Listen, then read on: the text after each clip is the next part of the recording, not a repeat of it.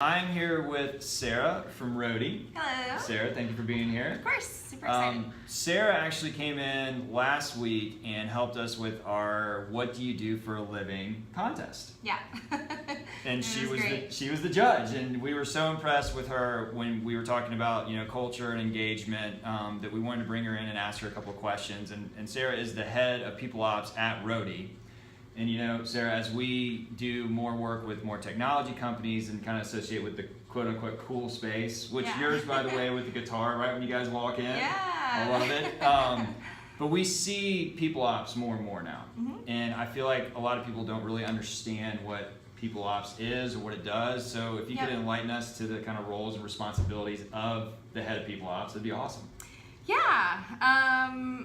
People Ops is an interesting, I'm so glad you asked this. I'll be honest with you. I think People Ops means very different things depending on the company that you're in. Yep.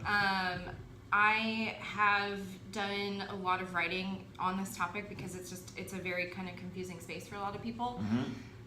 I think the reality is a lot of companies are adopting the word People Ops simply to give HR a different name. Human resources sounds boring and stuffy. Right. I don't want to be called the HR person, so I'm going to just say I'm People Ops. That, in my opinion, is the wrong way to use People Ops. I think People Ops was created because we have all these operational roles in different companies and departments that are meant to investigate and perfect the experience for something, right? Technical operations, DevOps, whatever it might be, right? We're streamlining what it means for those things to operate very effectively. Yep. And to me, that's People Ops too. And that those words have meaning more than just to make us forget that HR is a thing. So the answer to that is, I think in a lot of companies, it's your traditional HR people that are writing policies. They're coming up with recruiting procedures, and they're the people that you go to if there's like a big person issue. At Roadie, we're very intentional about that term and that discipline as truly the team that designs an experience for our employees. That's awesome. That is everything from coaching and working with leadership to make sure that they're very genuinely engaging with people how they want to be engaged. They're watching out for their professional career growth, not just in the sense like, okay, somebody got a promotion, somebody needs to come and file the paperwork. But how do we actually mentor people very appropriately from even just a psychological perspective? What is it? How do we learn what they want and then create very genuine plans to get them where they want to go within the company? How do we design titles so that titles are meaningful within a company and not just setting you up for your next job? How do we design teams so that the team is communicating really well with another team? Sometimes the processes are wrong. So it's not just communication design, but sometimes you've got to go back and now look at, okay, how this team functions is actually completely opposite of how this one does. How do we get them in alignment? So a lot of it is that org design stuff. There's people engagement. I'm totally a campus fun guy. I'm bugging people to come do like volunteer stuff and things like that. But I don't do that until I've learned for my team that those are the things that they want to do to operate, with excellence at Roadie and feel really supported there. So it can be very different at different companies. I always joke with everybody, I'm not qualified to be the HR lady. You don't want me. You don't want me being that guy anyway. But yeah, I think it's a more genuine approach to designing a work environment and experience for people.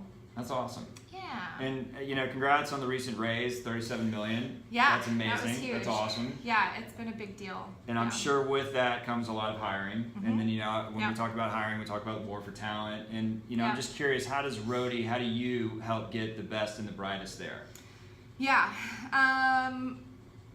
I think it starts with talking to our team about what we find are our genuine values and what our culture really is. Because if we are bringing people into an environment, we need to know that they're going to fit there. We're not just looking at resumes and saying, okay, this is incredibly they've got all these degrees and all this experience. They're perfect for our team. Yeah.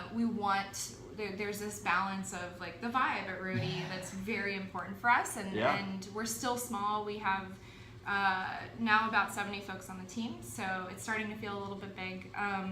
But knowing who we are very genuinely, I think, comes first. And second is, I'm taking my time. I've been at Roadie for just under a year. I'm taking my time, but being very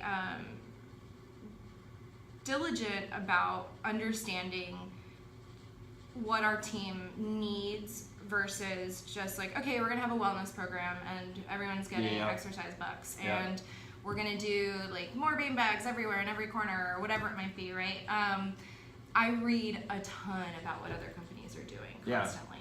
There are a lot of really amazing companies in Atlanta. Atlanta Business Chronicle has, a lot of really great awards on best workplaces and things like that. What I love is that Roadie is doing a ton of those things. I think our next step is, how are we communicating that so that everybody knows? Right, so you get the word out there. But also making sure that our processes, our core functioning is truly supportive of the incredibly smart, incredibly creative people that we want to hire. We're super proud of our team being an incredibly independent team. We want people that can make decisions at every level. And we've been very intentional about not having too many levels so that we can do that. Right. Having, like I said, certain perks are great. But the reality is that if we don't have the communication structure, if we don't have goal setting in place that is genuine, if we don't have transparency in that goal setting, then those people are going to leave the second somebody else offers them more LaCroix, which for the record, no one can offer more LaCroix than us because we've got all of them. I'm going to remember that next time I'm craving one of those. I will if walk you're down. Craving LaCroix, get one. All right. But a lot of it's learning right now, but also making sure that like I'm learning from interviews. Every time I interview somebody, what is important to people that I do admire from their work, and how do we replicate that at Roadie? That's awesome. So, one thing you said in there, and I hear this a lot, is that people try to hire the person first and then the position second. And that's really important. I mean, you got the vibe, and y'all's vibe is resonating in your space as well, and it's there, which is really cool. Culture and engagement. You talked about it earlier. You got, you're setting goals. You want to be transparent. How do you measure that, and what does success look like around those terms? That's really hard. One of the things that I always talk about, and one of a great mentor of mine once said, like, it works when you can feel it. And that's really hard. But it's hard. It's hard for like a leadership team or somebody to accept that, right? Like, okay, so I'm just going to feel it. And when if I feel it. Right. Like everyone feels happier. That can happen really quickly. And I think it is happening at Roadie all the time. We can feel when you listen to people, when you set up meetings and just have discussions with folks. I have a background, and I studied anthropology in college. So people ops, people design, I'm the only person in the universe actually using my college degree. I'm very happy about that. But I do, I treat it as an ethnographic study. I pull out themes that I see, and I mark how many times I've seen those. So there are measurables. So I have those discussions with people frequently so that I can see, okay, this is no longer an issue, or this is an issue. At Roadie, we're starting to incorporate some tools that help us with that. We recently, at the beginning of this year, started using a tool called Culture Amp. Okay, cool.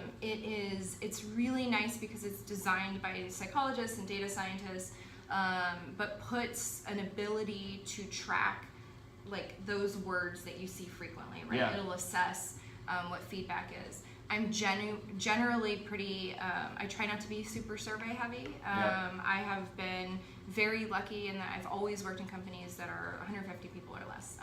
So I can get around to 150 people and ask questions, but Culture Amp is nice because it's setting us up for scale. It allows people to have a conversation or submit feedback in a way that maybe some people feel more comfortable. Yep. But so there are ways to track engagement. A lot of it is just how the team feels, and you can absolutely feel it.